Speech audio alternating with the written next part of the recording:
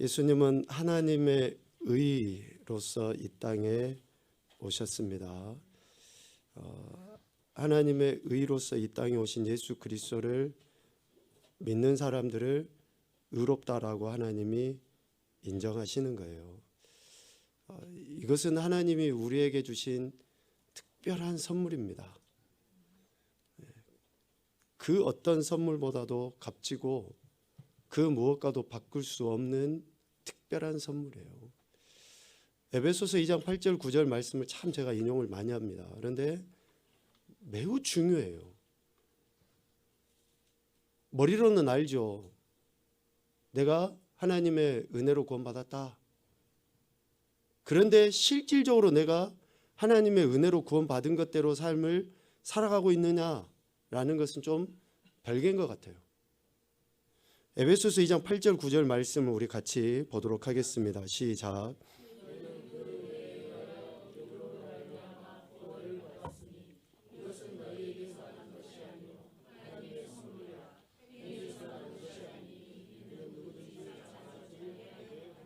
아멘. 뭐가 선물이라고 이야기하십니까? 네? 구원. 제가 질문을 한 의도는 구원은 당연히 선물이죠. 그런데 구원을 얻는 믿음을 하나님이 우리에게 주셨기 때문에 구원을 얻는 거예요. 그래서 믿음은 구원을 받는 수단입니다. 하나님이 우리에게 믿음을 선물로 주셔서 예수 그리스도를 믿고 구원을 받은 거예요.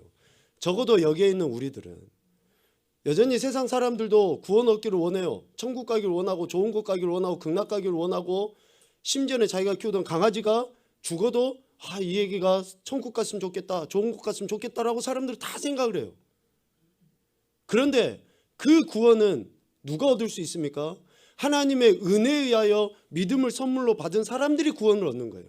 그래서 그 믿음으로 예수 그리스도 나의 구주입니다 라고 고백하게 될 때에 그렇게 사람들이 좋아하고 가고 싶어하는 천국 구원을 얻게 되는 것이죠. 사도 바울은 예수 그리스도를 믿음으로 말미암아 의롭다함을 받은 인생들, 그러니까 에베소서 2장 8절을 계속 풀어서 이야기하고 아니면 깔때기처럼 쭉 해가지고 어느 정점에 딱 찍어서 이야기하면 믿음 이꼴 구원, 이것을 이야기하는 거예요. 로마서 1장에서부터 계속 이야기했던 그 핵심의 내용이 뭡니까? 예수님을 믿어야지 의롭다함을 받는다. 사람들은 의로워지길 원해요. 정직하길 원해요. 바르게 살길 원합니다. 내가 진짜 못돼도 우리 아이에게는 야, 네 똑바로 해라, 네 제대로 해야 돼 라고 가르치는 것이 부모고 우리 인간이에요. 적어도 양심이 조금이라도 있다면. 나는 옆으로 가면서 니는 바르게 가, 이렇게 이야기하는 것이 우리 인간이라고요. 그런데 이러한 삶의 핵심은 아무리 도덕을 많이 공부하고 윤리를 많이 공부하고 어떤 종교나 철학이 엄청나게 발달한다 할지라도 그것은 되는 게 아니에요. 오직 예수 그리스도를 믿는 믿음이 있을 때에 의롭다함을 받는 인생들이 그 의롭게 하신 하나님의 말씀에 귀를 기울이고 살아갈 때에 그 의를 드러낼 수 있게 되는 거죠. 그래서 사도 바울은 로마서 1장 1절부터 11장까지 계속 그 이야기를 했던 거예요. 계속 그 이야기를.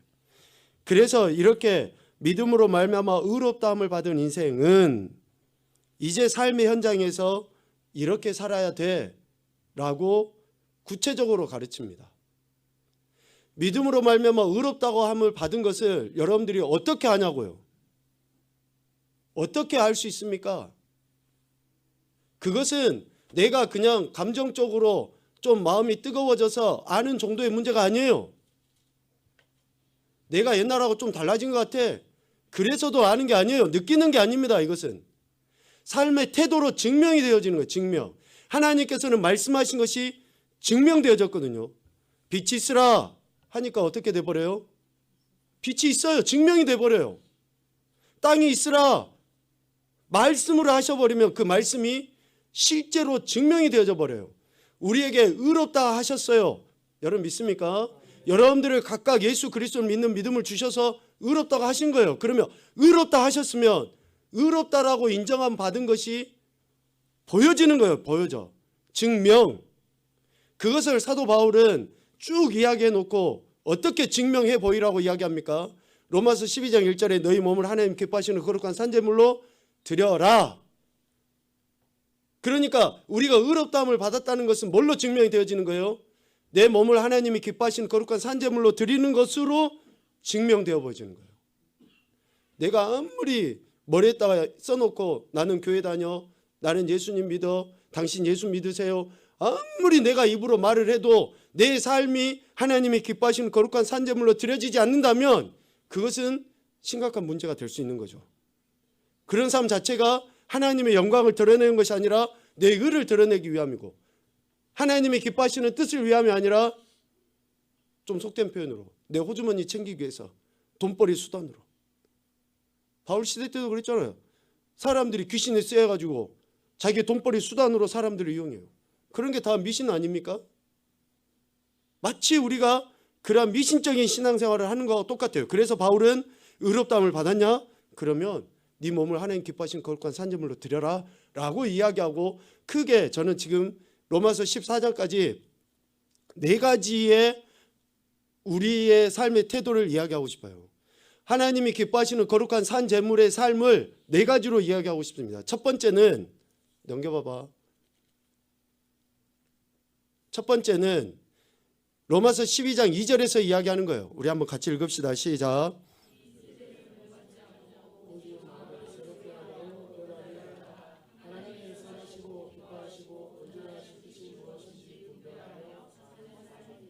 아멘. 하나님이 원하시는 게 뭔가? 도대체 나를 의롭다고 하시기 위해서 예수 그리스도를 십자가에 죽이기까지 하신 그 하나님이 내게 원하시는 게 뭔가? 두 번째는 로마서 12장 3절에서 이야기하는 것처럼 마땅히 생각할 그 이상의 생각을 품지 않고 오직 하나님께서 각 사람에게 나눠주신 믿음의 분량대로 지혜롭게 생각하며 사는 것. 로마서 12장 3절 이렇게 길게 이야기하지만 하나예요. 하나님이 나를 창조하시고 그 질서 안에 두신 이유가 뭔가? 왜 공동체 안에, 관계 안에 나를 두셨는가? 왜 가정이라는 공동체 안에, 또 직장이라는 공동체 안에, 또 교회라는 공동체 안에 왜 하나님이 나를 믿는 사람으로 거기에 갖다 두셨는가? 이것을 생각하는 거죠. 그런 생각을 하지 않으면 어때요? 부모, 자녀, 또 뭐 상사, 종 할 것 없이 구분이 없어요. 질서가 없어요. 혼란에 빠져버려요. 그러니까 왜 하나님이 나를 예수님 믿게 하셔서 그 자리에 갖다 놓으셨는가? 이것을 생각하며 살아가는 거죠. 세 번째는 로마서 13장 8절에서 이야기합니다. 세 번째 같이 봅시다. 피차 사랑의 빛 외에는 아무에게든지 아무 빛도 지지 않고 남을 사랑하며 사는 삶. 우리의 몸을 하나님이 기뻐하시는 거룩한 산제물로 드리는 것은 뭐예요? 예수님께서 친히 자기 자신을 십자가에 내어주심으로 보여주셨던 그 사랑이 근거가 되어서 우리도 피차, 모든 권세가 하나님께로 난다 했는데 권세자들에 대한 태도, 권위 아래에 있는 자들에 대한 태도, 또 심지어는 믿지 않는 자라 할지라도 그들과의 관계 안에서 내가 취해야 될 태도는 예수 그리스도께서 나를 위해서 사랑하신 것과 같은 그 사랑의 태도로 그들을 대하는 것. 이것이 하나님이 우리에게 기대하신 바고 우리의 몸을 하나님 기뻐하신 거룩한 산제물로 드리는 것이다라고 이야기하고 있어요. 말로는 사랑 이야기하고, 말로는 하나님이 나 같은 인생 사랑해 주셔서 감사합니다 하는데 진짜 내 삶의 기준이 사랑이 되질 않아.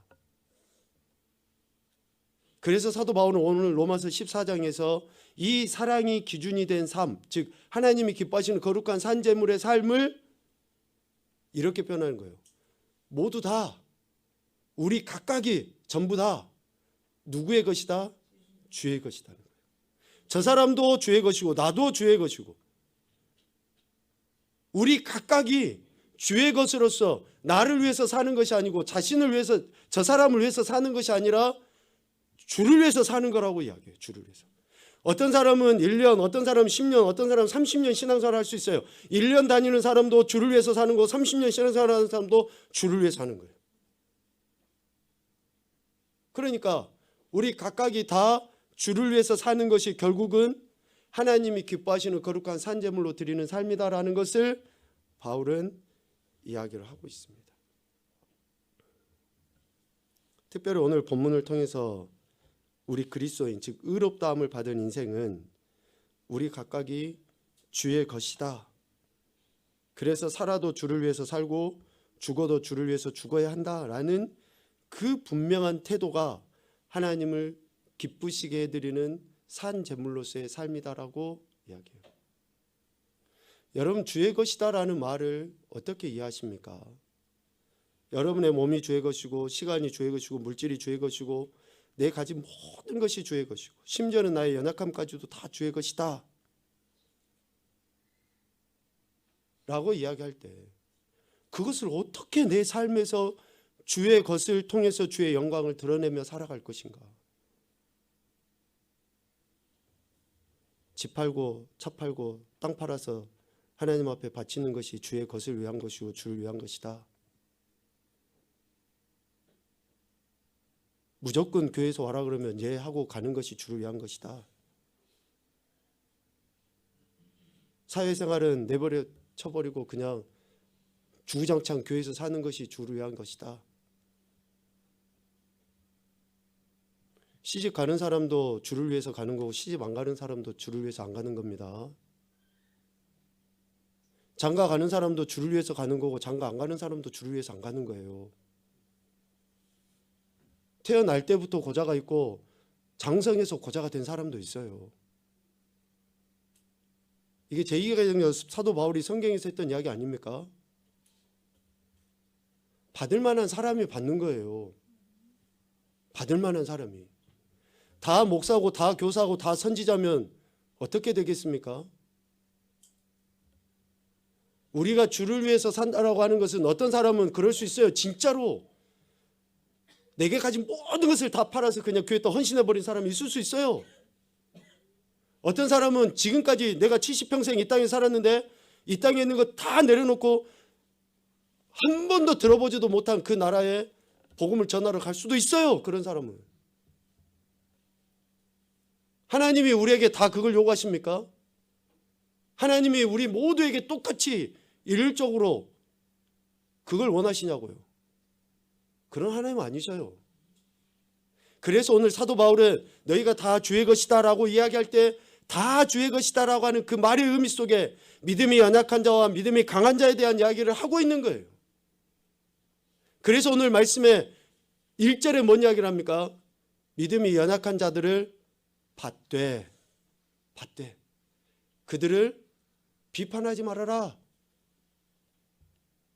우리가 주를 위해서 살아감에 있어서 첫 번째가 뭡니까? 믿음이 연약한 자를 있는 그대로 받아들이는 거예요. 자, 이 이야기를 중요하게 여러분 잘 들으셔야지 돼요. 믿음이 연약한 자, 그러면 우리는 지금 우리 생각은 어떻게 할까요? 교회도 잘 안 나와. 뭐 봉사자고도 안 해. 뭐 말씀도 안 읽고 기도 잘 안 해. 그런 사람은 우리는 믿음이 연약한 자로 여기기가 쉬워요. 우리가 지금 생각했을 때는. 그런데 지금 사도 바울이 로마서의 이 말씀을 쓰면서 당시에 믿음이 연약한 자와 믿음이 강한 자를 표현할 때는 소위 지금 제가 표현했던 것과는 정반대의 표현입니다. 당시에 로마 교회의 성도들의 구성원을 봐보세요. 유대 그리스도인들이 있고 이방 그리스도인들이 있어요. 유대 그리스도인들은 태어나면서부터 몸에 뭐가 배어 있어요? 율법이 배어 있어요. 율법이. 어렸을 때부터 율법을 지키지 않으면 그냥 죽는 줄 알고 율법이 몸에 배어져 있어요. 그런데 이방 그리스도인들은 율법을 들어보지도 못했고 뭣도 몰라요. 그러니까 율법을 강력하게 지키는 자들은 율법을 지키지 않는 자들을 보면서 저것들 저래가지고 구원 바꿨어? 그렇게 이야기를 하고 율법을 안 지키는 자들은 그렇게 한다고 돼? 하나님이 다 용서하시고 다 허용해 주셨는데 유난 떠네? 라고 이야기하는 거예요. 그러니까 사도 바울이 지금 오늘 로마서 14장에서 믿음이 연약한 자라고 이야기하는 그 연약한 자는 교회도 안 다니고 말씀도 안 보고 기도도 안 하고 이런 사람들을 이야기하는 게 아니라 예수 그리스도 안에서 진정한 자유를 누리지 못하는 유대 율법주의자들, 그렇지만 예수를 믿고 구원받은 그들이 여전히 율법을 지키는 것에 있어서 자유함을 누리지 못하는 것에 있어서 이야기하고 있는 거예요. 이해가 되시죠? 지금 어떤 이야기인지. 바울은 지금 그 차원에서 믿음이 연약한 자들을 이야기하고 너희가 그들을 받되 친절하게 대하고 용납해 줘라. 그들이 예수님을 믿는 믿음이 연약해서 그러는 게 아니라, 그러므로 결국 믿음은 뭐예요? 앞서 예수 그리스도를 믿는 믿음이 아니라 그 예수님을 믿고 안다고는 하는데 어떠한 일들을 결정함에 있어서 확신이 없는 것을 믿음이 연약하다고 이야기해요. 확신이 없어서. 여러분 예수님 믿습니까? 그럼 믿음이 있는 거예요. 그런데 왜 여러분들이 갈팡질팡합니까? 우리가 왜 갈팡질팡해요? 예수님을 믿는데 내 안에 그 일들을 결정함에 있어서 확신이 없어요. 그러니까 안절부절하고 못하고 갈팡질팡하는 거예요. 어떤 사람은 꼭 그것을 해야지만이 내 마음이 평안해져. 그럼 어떻게 해야 될까요? 해야죠. 하게 냅둬야죠. 그런데 내가 생각하기에 하지 않으면 안 돼. 그것을 잣대 삼아가지고 해서는 안 된다는 것을 이야기해요. 오늘 봐보십시오. 2절, 3절, 4절. 어떤 사람은 모든 것을 먹을 만한 믿음이 있고 믿음이 연약한 자는 채소만 먹느니라. 먹는 자는 먹지 않는 자를 없인 여기지 말고 먹지 않는 자는 먹는 자를 비판하지 말아라. 각각에게 지금 바울이 이야기합니다. 각각에게 이야기해요. 이는 하나님이 그를 받으셨습니다. 하나님이 누구를 받으셨다는 거예요? 믿음이 연약한 자. 먹는 자도 하나님이 받으셨고 먹지 않는 자도 하나님이 받으셨다는 거예요. 그 받으셨다고 하는 표현을 주인이 종을, 하인을 받아들였다라고 하는 것으로 표현을 해요. 남의 하인을 비판하는 넌 누구냐?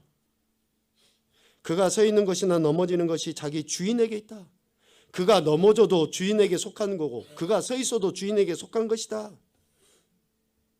그를 세우시는 권능이 주께 있는데 누가 그를 평가하고 판단할 수 있느냐?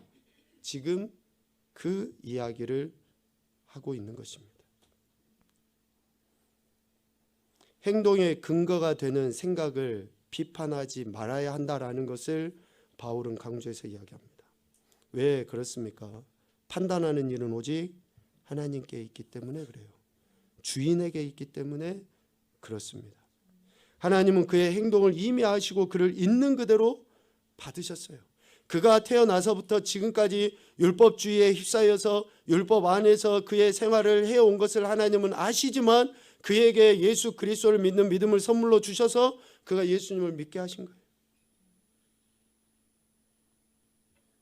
그러한 삶의 태도가 하루아침에 바뀌어진다. 여러분 하루아침에 바뀌어지던가요? 하루아침에 그냥 잠자고 일어나니까 내가 생각했던 그것이 다 바뀌어졌냐고요. 내 행동이나 생활의 습관의 태도들이 바뀌어졌냐고요.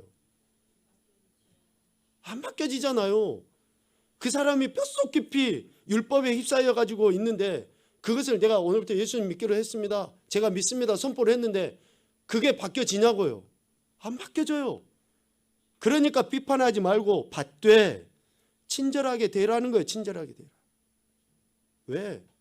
이미 하나님은 그를 아시고 하나님이 받으셨는데 우리가 뭐간데 내가 누구간데 그에 대해서 평가하고 판단하냐라는 것이죠. 이미 주인도 용납하고 받아줬는데 역으로 생각해 보면 나 같은 인간이 하나님을 받아주셨는데 내가 어떤 사람에 대해서 평가하고 판단하고 비판하냐고요. 그런데 우리가 선생의 자리에서, 비판의 자리에서, 판단자의 자리에 서서 그렇게 판단하니까 형제를 실족시키는 거예요. 실족시켜. 사도 바울은 그래서 자기가 형제를 혹시 실족시키거나 넘어뜨리게 된다 그러면 고기를 먹지 않겠다라고 이야기했던 거 아닙니까? 우리 한번 봐볼까요? 고린도전서 8장 13절입니다. 고린도전서 8장 13절 같이 봅시다. 시작.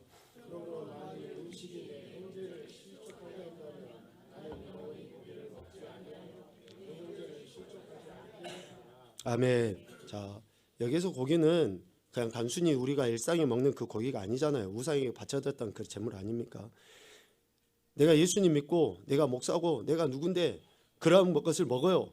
그랬을 때에 사람들이 한 말도 안 하고 그냥 모른 척하고 넘어가면 괜찮아. 그런데 꼭 사람들이 있잖아요. 보고 나서 목사가 저럴 수 있어, 뭐 교회 누가 저럴 수 있어. 그러면 어때요?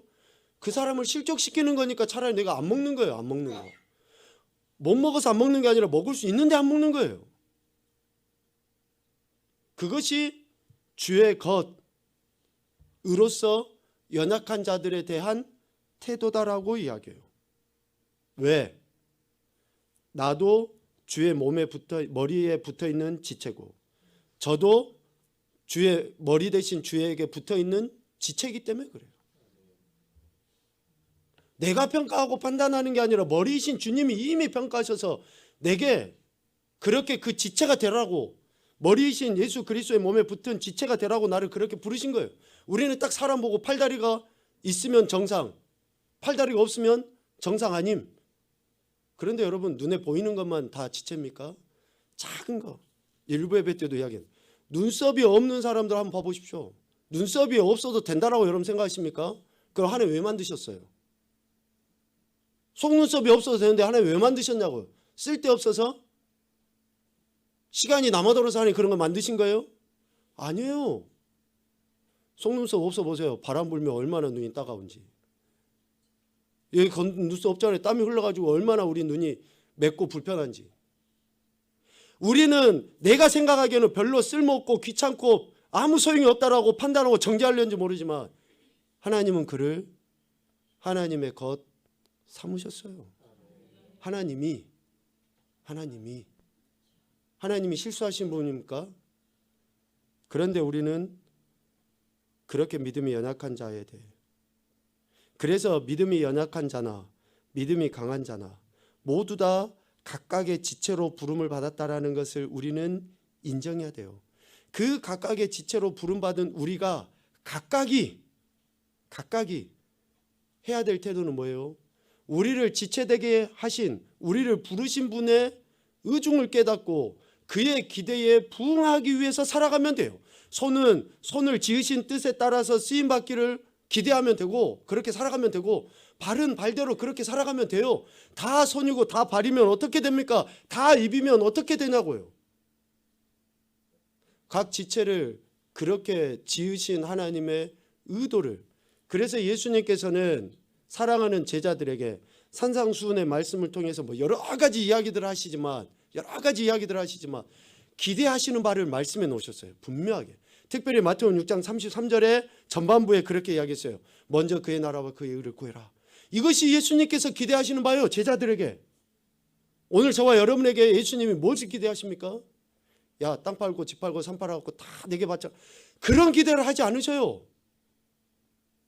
너희가 예수 그리스도 믿는 믿음 안에서 의로워졌냐? 그러면 하나님의 나라와 의를 구해야 된다.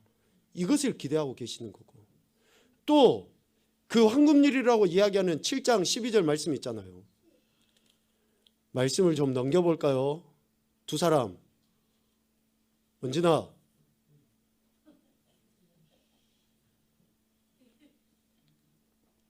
마태복음 6장 33절과 7장 12절 말씀입니다. 같이 봅시다. 시작.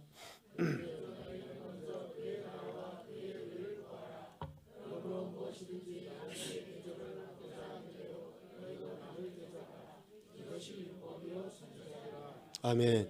하나님께서 기대하시는 바, 예수 그리스도께서 우리를 그의 지체대로 부르시고 각각에게 기대하시는 바가 그거예요. 눈도 주를 위해서, 팔도 주를 위해서 그렇게 살아야 된다라고 그 기대함을 가지시고 말씀하고 있는 것이죠. 오늘 사도 바울은 그래서 6절과 8절에 주를 위하여라는 단어를 쓰고 있습니다.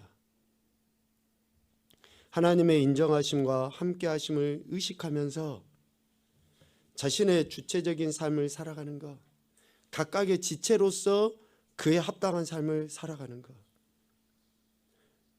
저 사람은 이만큼 하는데 아니에요. 내가 할 수 있는 이만큼을 하는 것이 중요해요. 다른 사람은 이거 했는데 그거 아닙니다.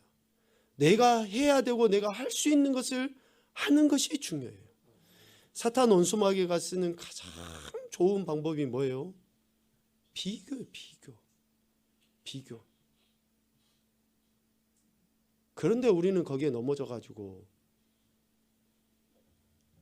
주를 위해서 각각이, 그래서 주를 위하여 먹는 것에 대해서 자유로워야 됩니다.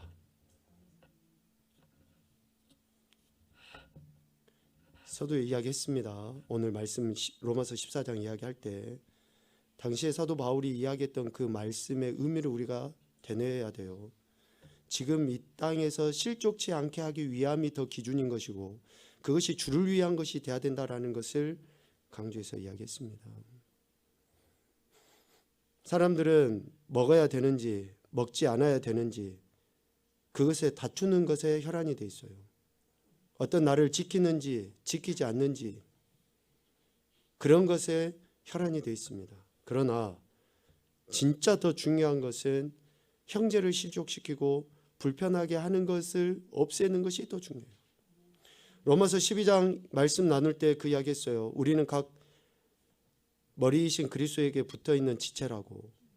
그런데 각 지체가 각각의 역할을 제대로 못하면 다른 한 지체가 과부하가 걸리게 돼 있어요. 두 다리가 성해야지만이 안 아프지 한쪽 다리가 아프면 어때요? 반드시 다른 한쪽 다리는 더 큰 힘을 받기 때문에 더 아프고 더 괴로워요. 그러니까 분산해서 조금씩 나눠서 하는 것이 각각 해야 되는 것이 중요한 것이지 한 사람이 다 짐을 짊어지고 뒷사람은 따라간다? 그렇지 않습니다. 그래서 사도 바울은 주를 위하여 하는 것이 중요하다라고 이야기하고 있고, 왜 주를 위하여 하는 것이 중요한가? 그것을 오늘 로마서 14장 10절 그리고 12절에 말씀하고 있어요. 주를 위한 것이 다 하나님 앞에 판단받기 때문에 그래요. 판단받기 때문에. 지금 우리는 사람들에 의해서 평가되고 판단되지만 궁극에는 하나님 앞에 평가되고 판단되기 때문에 그러는 거예요. 아무리 내가 뭐 지금 잘하고 뛰어나고 똑똑하고 남들보다 뭔가 내세우는 것 같지만 결국 그것도 하나님 앞에. 지금 별로 보잘것없고 미천한 존재인 것처럼 비춰지지만 그도 다음에 하나님 앞에 평가받고 판단받기 때문에 그렇습니다. 그래서 예수님께서는 비판하지 말아라. 너희가 비판하는 것으로 너희가 헤아림을 받는다. 라고 로마서 7장 1절에 2절에 그렇게 이야기했던 거 아닙니까? 우리 각각이 오늘 로마서 14장 12절 말씀 다시 한번 읽어봅시다. 시작. 이러므로 우리 각 사람이 자기 일을 하나님께 직고하리라. 아멘. 우리 각 사람이 믿음이 연약한 자는 연약한 대로 또 소위 강하다고 하는 자는 강한 자대로 자기 일을 자기가 했던 그러한 일들을 하나님께 직고하게 될 때가 온다. 여기에서 직고하다라는 그 말은 장부에 적힌 대로 세밀하게 보고하다 그런 의미가 있어요. 장부에 적힌 대로. 그러니까 뭐 회계장부 같은 거 여러분 해보시잖아요. 10원짜리 하나도 빠지지 않도록 꼼꼼하게 이렇게 적어요. 그와 같이 하나님 앞에 내가 한 일이 나는 기억조차 안 나는데 하나님께서는 이미 다 뭐 적으실 필요도 없지만 적으실 필요도 없지만 내 생각, 내 말, 내 행동, 내가 한 모든 것들, 특별히 믿음이 연약한 자나 강한 자에 대해서 비판하고 판단하고 정죄했던 그런 모든 것들까지도 낱낱이 하나님께서 다 기억하시고 아신다는 거죠. 그래서 그것을 우리가 내 입으로 하나님 앞에 짓고 하게 될 때가 있다. 그러니 주를 위해서 사는 것은 비판하거나 판단하지 않는 것이고 하나님이 기뻐하신 일들을 적극적으로 행하는 것이 주를 위한 것이다 라고 그렇게 말씀하고 있습니다. 이러한 말씀은 이미 요한 장로도 이야기했던 바예요. 계시록 20장에 보면 우리가 하나님의 마지막 심판대 앞에 서서 어떻게 하는지 우리 계시록 20장 12, 13절 말씀을 같이 보겠습니다. 시작. 또 내가 보니 죽은 자들이 큰 자나 작은 자나 그 보좌 앞에 서 있는데 책들이 펴 있고 또 다른 책이 펴졌으니 곧 생명책이라. 죽은 자들이 자기 행위를 따라 책들에 기록된 대로 심판을 받으니 바다가 그 가운데서 죽은 자들을 내주고 또 사망과 음부도 그 가운데서 죽은 자들을 내주매 각 사람이 자기의 행위대로 심판을 받고. 아멘. 각 사람이 자기의 행위대로 심판을 받고. 믿음은 하나님이 우리에게 선물로 주신 거예요. 하나님이 우리에게 믿음을 선물로 주셨습니다. 그래서 우리는 예수님을 믿게 됐고 구원을 받아 누리게 된 거예요. 자, 믿음을 선물로 받았으면 그 믿음을 선물로 받은 것을 이제는 뭘로 증명해 보이는 거예요? 나의 행위로 증명하는 거예요. 나의 행위로. 그래서 연약한 자에 대해서도 그렇고 내가 어떤 상황이나 환경에서 어떠한 선택을 하는지 그것에 의해서 마지막에 평가되고 판단되는 거예요. 왜 네 믿음이 없냐? 주님 말씀 안 하셔요. 우리의 믿음, 이미 하나님께서 믿음은 내가 갖고 싶어서 갖는 게 아니라고요. 예정하셔서 하나님이 우리 각자에게 그냥 주신 거예요. 거저. 그러면 그 믿음에 따른 선택과 행동은 나의 책임이에요. 나의 책임. 그러니까 우리는 구원을 값없이 베풀어 주신 것으로 여기기 때문에 진짜 값없이 취급하는지 모르겠지만 구원을 지키고 이뤄가기 위해서는 죽을 만큼 애를 써야 돼요. 죽을 만큼. 몸부림을 쳐야 되는 거예요. 믿음을 얻기 위해서 몸부림 치는 게 아닙니다. 구원 얻은 것을 지키기 위해서 몸부림을 치는 거예요. 왜? 사탄 원수마귀가 가만 내버려 두지 않잖아요. 그렇게 못 살게 하잖아요. 그렇게 올바른 선택을 하지 못하게 하잖아요. 그러니까 깨어서 기도한다라고 하는 이야기도 그거예요. 주여 믿음 주세요. 이게 아니라고요. 여러분, 예수님이 여러분에게 기대하시는 바를 모르십니까? 예수님이 지금 여러분에게 말씀하고 계신 거 못 듣냐고요. 다 듣는데 눈을 딱 세상에 두면 어때요? 이미 주님 말씀하신 것은 기억 속에 없고 저게 더 좋아 보여. 그러니까 이걸 선택을 해. 그러니까 하나님께서 지금 우리에게 마지막에 심판대 앞에 서서 우리의 행위대로 심판하신다라고 하신 그 말씀, 그리고 각 사람이 자기 일을 하나님께 직구한다라고 하시는 그 말씀을 통해서 우리가 믿음에 따른 합당한 삶을 살아야 할 것에 대해서 지금 이야기하고 있는 것입니다. 이것이 바로 우리 몸을 하나님이 기뻐하시는 거룩한 산제물로 드리는 거예요. 드리는 거. 하나님이 원하시는 대로 내 삶을 그렇게 드리는 겁니다. 예수 그리스도로 말미암아 하나님의 백성이요 자녀된 백성은 누구나 할 것 없이 다 주의 것입니다. 누구나 할 것 없이 다 주의 것이에요. 예수 그리스도의 핏값을 치르시고 우리가 그렇게 산 존재들이 되었기 때문에, 그래서 오늘 말씀처럼 살아도 주를 위해 살아야 되고 죽어도 주를 위해서 사는 주의 것으로서의 삶을 살아가는 거예요. 그러한 삶을 하나님이 뭐라고 표현하십니까? 영광이라고. 영광. 고린도전서 6장 20절 말씀입니다. 값으로 산 것이 되었으니 그런즉 너희 몸으로 하나님께 영광을 돌리라. 값으로 산 것이 되었으니 너희 몸으로 하나님께 영광을 돌리라. 이것이 바로 로마서 12장 1절에서 바울이 이야기했던 그 이야기의 핵심이에요. 핵심. 저와 여러분은 더 이상 내가 주인이 아니에요. 부모도 주인이 아닙니다. 미안하지 마. 하나님께서 여러분들을 예수 믿게 하시고 하나님께서 여기까지 인도하셨고 하나님께서 주인이셔요. 그러면 우리의 모든 생각이 주님께 집중돼야 되고 주님이 기대하시는 것이 무엇인지 그것을 내 삶에서 살아내기 위해서 그렇게 몸부림치면서 살아야 한다라는 것을 이야기합니다. 우리 몸을 하나님께서 기뻐하시는 거룩한 산제물로 드림으로 하나님께 영광 올려 드려야 되는 거죠. 이것이 바로 주를 위해서 사는 겁니다. 주를 위해서 살아가야 되는 것은 어떤 특별한 계층과 부류의 사람만이 아니라 예수 그리스도를 믿는 모든 사람들이 주를 위해서 살아야 한다라는 것을 기억하시고 여러분 영적인 선한 싸움을 싸우십시오. 믿음을 허락하신 그 하나님께서 기대하시는 바를 이루기 위해서 치열하게 싸우셔야 돼요. 그런다 치면 예배드리는 거 소홀히 할 수 없겠죠. 그런다 치면 말씀 읽고 기도하는데 소홀히 할 수 없겠죠. 하나님이 원하시는 것이 무엇인지 알기 때문에 그래서 치열하게 싸워야 한다라는 것입니다.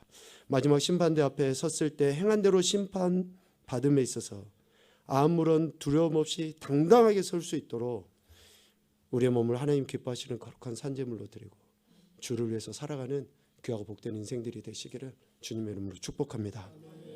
아멘.